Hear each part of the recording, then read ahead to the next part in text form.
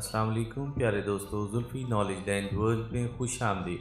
سلطان صلاح الدین ایوبی رحمۃ اللہ علیہ دوسرے دن سلطان نور الدین محمود زنگی نے اسد الدین شیر کو اور یوسف صلاح الدین کو اپنی خلوت گاہ میں طلب کیا۔ پھر رازدارانہ طور پر اسد الدین شیر کو دمشق کا منتظم اعلیٰ مقرر کیا اور 20 معتمد امراء کو اپنے ساتھ لے کر دمشق سے نکل کھڑے ہوئے۔ ان امراء میں یوسف صلاح الدین بھی شامل تھا۔ فوج کا ایک حفاظتی دستہ چند میل آگے تھا اور دوسرا چند میل پیچھے۔ درمیان میں سلطان نور الدین محمود زنگی اپنے امراء کے ساتھ سفر کر رہے تھے۔ آگے جانے والے فوجی دستے کو صرف اتنا معلوم تھا کہ اس کی منزل مدینہ منورہ ہے۔ باقی فوج اور امراء اس راز سے بے خبر تھے کہ سلطان عادل کے ارادے کیا ہیں۔ سب ایک دوسرے سے آنکھوں ہی آنکھوں میں سوال کر رہے تھے، مگر کسی کے پاس اس سوال کا کوئی جواب نہیں تھا اور کسی میں اتنی جرأت بھی نہیں تھی کہ سلطان عادل سے اس سفر کا مقصد دریافت کر سکے۔ سلطان نور الدین زنگی کی طرف سے تمام امراء اور سپاہیوں کے لیے بس ایک حکم جاری ہوا تھا کہ راستے میں کم سے کم آرام کریں اور اپنے گھوڑوں کی رفتار تیز رکھیں۔ دمشق سے مدینہ منورہ پہنچنے میں تقریباً 25 دن لگتے تھے، مگر سلطان نور الدین محمود زنگی اور ان کے لشکر نے یہ طویل فاصلہ اپنی تیز رفتاری کے سبب 15 دن میں طے کیا اور 16ویں دن نماز فجر کے بعد سلطان عادل اور ان کی پوری فوج گھوڑوں سے اتر کر مدینہ منورہ کی حدود میں داخل ہوئی۔ یہ اس ارض مقدس کا احترام تھا۔ مشہور فقیہ و محدث حضرت امام مالک رحمۃ اللہ علیہ اس خیال سے زندگی بھر مدینہ منورہ میں ننگے پاؤں پھرا کرتے تھے کہ کہیں ان کے جوتے اس مقام پر نہ پڑ جائیں جہاں سے حضور پاک صلی اللہ علیہ وسلم گزرے ہوں۔ سلطان نور الدین زنگی کی اچانک آمد کی خبر سن کر گورنر مدینہ سلطان عادل کے استقبال کو پہنچے تو ان کی زبان پر ایک ہی سوال تھا، آپ پہلے تو کبھی اس طرح مدینہ منورہ حاضر نہیں ہوئے، آخر اس کی وجہ؟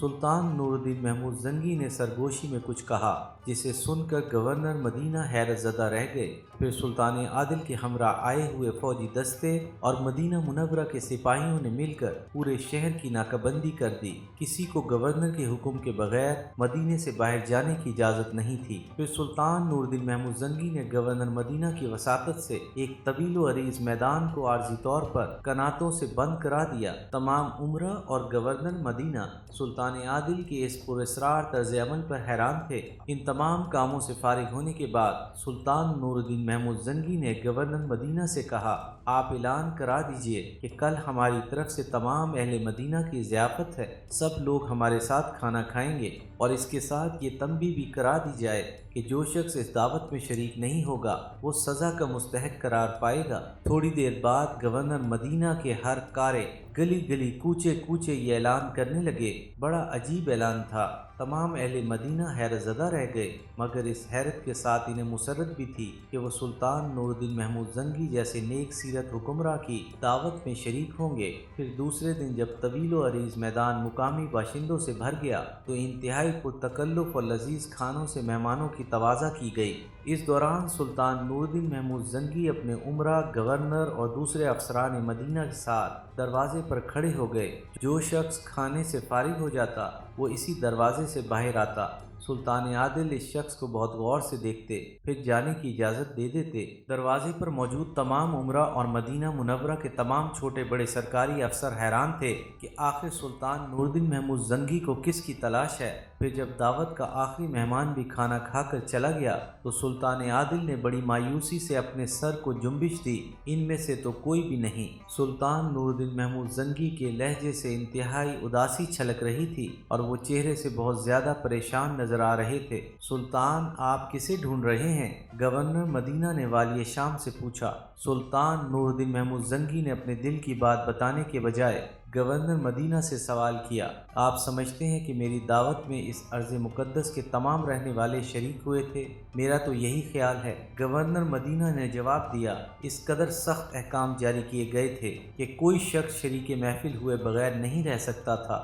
گورنر مدینہ کا جواب سن کر سلطان نور الدین محمود زنگی بہت زیادہ پریشان نظر آ رہے تھے۔ دیگر افراد بھی ایک عجیب سی فکر میں مبتلا تھے کہ اچانک مدینہ منورہ کے ایک انتظامی افسر نے سلطان عادل کو مخاطب کرتے ہوئے کہا، صرف 2 افراد اس دعوت میں شریک نہیں ہوئے تھے۔ سلطان نور الدین محمود زنگی نے گھبرا کر اس شخص سے پوچھا، وہ دونوں کون ہیں؟ سلطان محترم، وہ دونوں نہایت عابد و زاہد انسان ہیں۔ مدینہ منورہ کے انتظامی افسر نے جواب دیتے ہوئے کہا، وہ دونوں تارک الدنیا لوگ ہیں، دن رات عبادت میں مصروف رہتے ہیں، کسی دعوت میں شریک ہونا تو بڑی بات ہے، وہ لوگوں سے ملنا بھی گوارا نہیں کرتے، اگر انہیں کچھ وقت ملتا ہے تو وہ جنت البقیع میں لوگوں کو پانی پلاتے ہیں۔ ان دونوں نادیدہ افراد کا ذکر سن کر سلطان نور الدین محمود زنگی کے چہرے پر اطمینان و آسودگی کا رنگ ابھر آیا۔ پھر سلطان عادل نے گورنر مدینہ سے کہا کہ ان دونوں کو سر دربار پیش کیا جائے۔ پھر جب وہ دونوں عابد و زاہد انسان سر دربار لائے گئے تو سلطان نور الدین محمود زنگی نے ایک نظر میں انہیں پہچان لیا۔ یہ وہی دونوں تھے جن کے چہرے سلطان عادل کو 3 بار خواب میں دکھائے گئے تھے، اور سرکار دو عالم صلی اللہ علیہ وسلم نے انہی کے بارے میں فرمایا تھا کہ یہ لوگ مجھے بہت ستا رہے ہیں۔ ان دونوں کو دیکھ کر سلطان نور الدین محمود زنگی جوش و اضطراب میں اپنی نشست پر کھڑے ہو گئے۔ پھر بڑی مشکل سے سلطان عادل نے اپنے جذبات پر قابو پا لیا اور ان نورانی چہرے رکھنے والوں کو مخاطب کرتے ہوئے کہا، تم لوگ کون ہو اور مدینہ منورہ میں کیا کرتے ہو؟ وہ دونوں سلطان نور الدین محمود زنگی سے ناآشنا تھے، اس لیے بے نیازی کے لہجے میں کہنے لگے، ہم قربت رسول صلی اللہ علیہ وسلم چاہتے ہیں، اس کے سوا ہمیں دنیا کی کسی شے سے غرض نہیں۔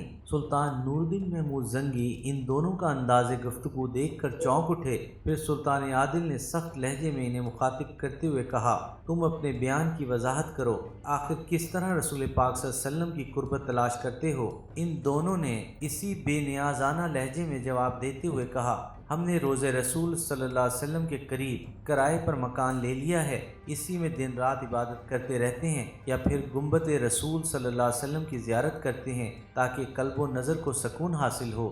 سچ سچ بتاؤ کہ تم لوگ کون ہو؟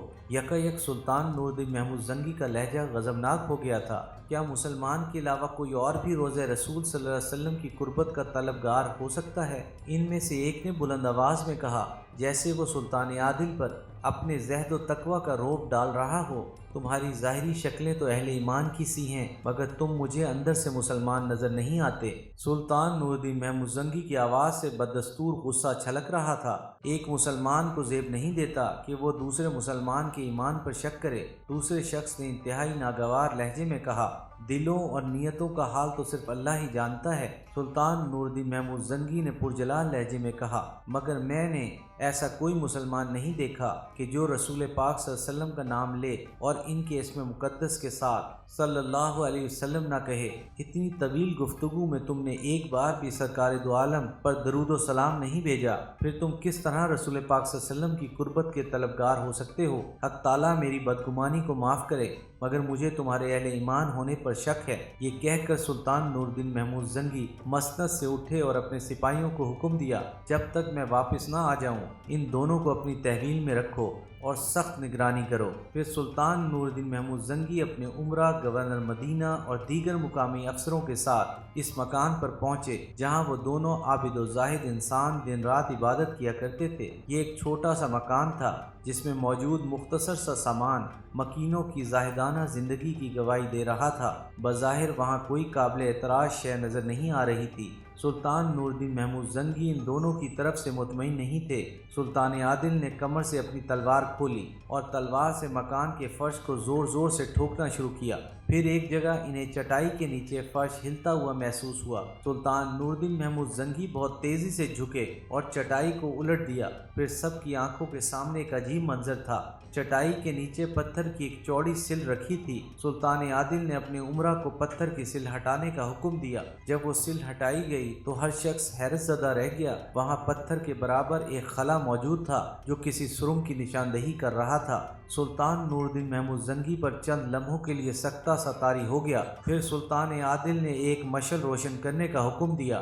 اس کے بعد والی شام مشعل لے کر تنہا سرنگ میں داخل ہوئے، یہاں تک کہ کچھ دور جانے کے بعد وہ سرنگ ختم ہو گئی۔ پھر جو منظر سلطان نور الدین محمود زنگی کے پیش نظر تھا، اسے دیکھ کر سلطان عادل کے جسم پر لرزہ طاری ہو گیا اور وہ بے اختیار آنکھوں سے آنسو بہنے لگے۔ سرکار دو عالم صلی اللہ علیہ وسلم کے پائے اقدس نظر آ رہے تھے۔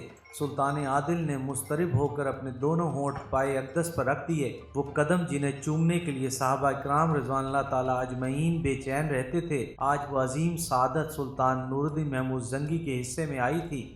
اے اللہ، میں گناہگار اس قابل نہیں تھا۔ سلطان نور الدین محمود زنگی حضور پاک صلی اللہ علیہ وسلم کے پائے اقدس سے آنکھیں مل رہے تھے اور زار و قطار رو رہے تھے۔ پھر جب سلطان عادل کا پورا چہرہ آنسوؤں سے دھل گیا تو انہوں نے آخری بار سردار انبیاء صلی اللہ علیہ وسلم کے مقدس قدموں کو بوسہ دیا اور الٹے پاؤں واپس لوٹے۔ پھر جب سرنگ سے باہر آئے تو سارے عمرہ اور گورنر مدینہ اپنی اپنی جگہ ساکت و جامد کھڑے تھے۔ پھر جب ان لوگوں نے سلطان نور الدین محمود زنگی کی سرخ آنکھیں اور آنسوؤں سے بھیگا ہوا چہرہ دیکھا تو پریشان نظر آنے لگے۔ پھر گورنر مدینہ کے استفسار پر سلطان عادل نے بس اتنا ہی بتایا کہ وہ دونوں شیطان سرنگ کھود کر میرے آقا صلی اللہ علیہ وسلم کے مقدس قدموں تک پہنچ گئے تھے۔ یہ سن کر تمام لوگوں کا خون کھول اٹھا، مگر سلطان نور الدین محمود زنگی نے انہیں ضبط و تحمل کی تلقین کی اور دوبارہ مجرموں کو اپنے روبرو طلب کر لیا۔ ایپیسوڈ 32 اختتام پذیر ہوئی۔